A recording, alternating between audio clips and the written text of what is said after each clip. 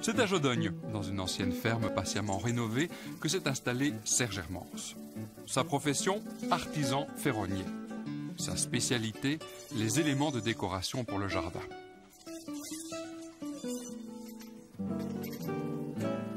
Dans l'atelier, on est surpris par la facilité avec laquelle l'acier est travaillé. Il faut peu de temps pour ébaucher ce qui deviendra un portique, une tonnelle, un support pour plantes grimpantes ou un brasero. Un brasero qui, sur la terrasse, réchauffera les soirs d'été frisquets. Un brasero qui, l'automne venu, créera une atmosphère au jardin. Serge construit beaucoup de tonnelles. Il jongle avec les facettes des modèles créés jadis par les ferronniers français ou italiens pour proposer un large choix de création.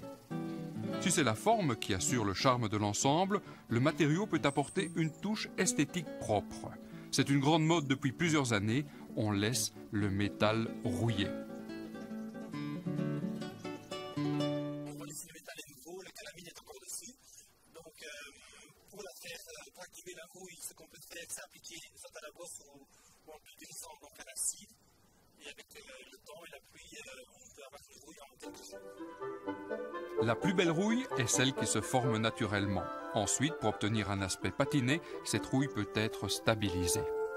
Si on veut donc appliquer un anti-rouille incolore, c'est pour les protéger quelques années. Et l'entretien est très facile. Si la rouille vient, on applique à nouveau cet anti-rouille incolore pour lui redonner une protection à nouveau pour quelques années.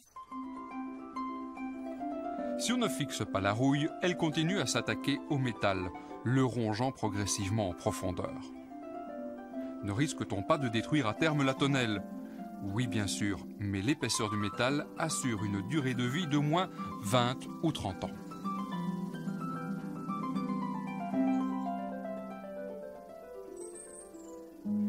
Ici, le visiteur pourrait penser que la tonnelle est vraiment très mal entretenue. La peinture s'écaille et la rouille s'installe. Mais cet état est volontaire. Voici une autre tendance décorative. De peindre nos structures et avec une couleur simple, sans anti-rouille, et puis de la laisser rouiller dans le jardin pour lui donner un aspect plus antique. La rouille, libre ou contrôlée, est en fait la solution de facilité par rapport à un travail d'entretien fastidieux. Une structure peinte doit être poncée et repeinte régulièrement, à moins d'opter dès la construction pour une protection de fond. Il faut faire sabler le matériel, le faire métalliser ou le faire galvaniser, puis là-dessus appliquer une couleur. Donc ça peut parfois doubler le prix de la structure. Une tonnelle en métal est-elle chère? Pour un modèle de 3 mètres sur 3, il faut un budget de 1500 €. Mais l'acier se prête à bien des rêves en fonction des goûts du jardinier, en fonction de l'espace disponible. Les constructions peuvent prendre de l'ampleur et s'adapter à un projet précis. Mais il ne faudra pas oublier un budget pour les plantes grimpantes. On peut construire une tonnelle avec des végétaux, des pierres, des rosiers, des clématites, ce qu'on veut, mais ne pas la construire entièrement. Donc laisser une partie de la tonnelle visible, une partie métallique est jolie. Donc les volutes, s'il y en a, c'est bien d'en laisser qu'on puisse les voir. La ferronnerie au jardin, c'est aussi les simples supports pour les clématites ou pour les rosiers. Ils ont l'avantage de passer beaucoup plus inaperçus que des constructions en bois où les montants doivent être plus larges pour offrir une résistance équivalente.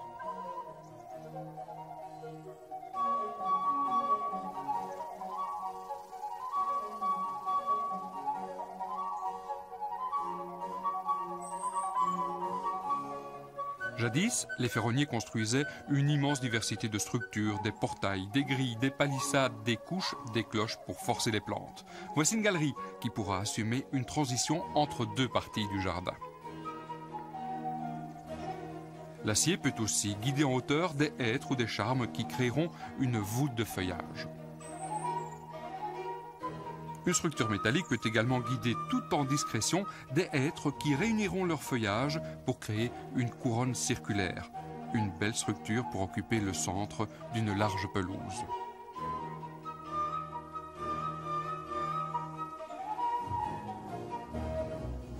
Jadis, dans les jardins, c'est en ferronnerie que les ponts étaient construits.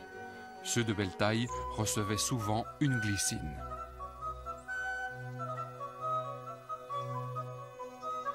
Le métal peut aussi être présent au jardin par le biais des structures venues des fonderies. Les grands classiques, les abreuvoirs pour les oiseaux, les fontaines et les vasques. Enfin, ne pensons pas que la ferronnerie est réservée au grand jardin. Une simple étagère sur le balcon ou sur la terrasse peut à elle seule nous offrir tout le charme du mariage du métal et du végétal.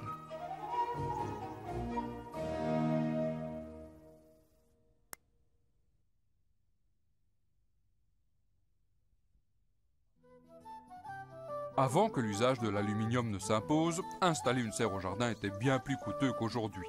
Les structures en ferronnerie étaient construites artisanalement et devaient être protégées de la rouille par un entretien régulier. Voilà pourquoi les belles serres horticoles étaient surtout répandues dans les grandes propriétés. Les artisans ferronniers de jadis n'ont pas tous disparu. Quelques-uns perpétuent la tradition des serres en acier, restaurant les anciennes réalisations et en créant de nouvelles qui bénéficient des techniques modernes de protection du métal.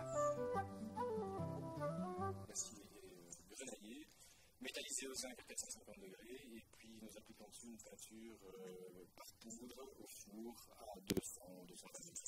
Donc l'acier définitivement ne roule plus. Même les pas de vis et les carreaux sont zingués, donc dans la couleur, il n'y a aucun problème de racine.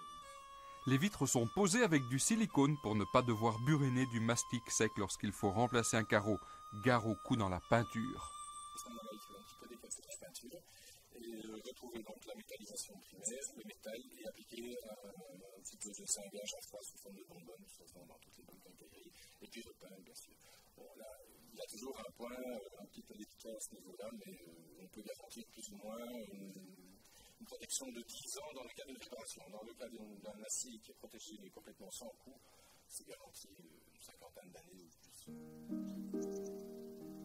Esthétiquement, l'acier offre plus de possibilités que l'aluminium.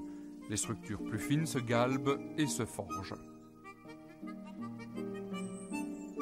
Les latis d'ombrage, actionnés par des poulies, sont aussi très beaux. Si le toit est galbé, les vantaux d'aération doivent aussi être galbés. Tout cela contribue au coût. Pour le même volume, une serre artisanale est 4 fois plus chère qu'un modèle de série en aluminium.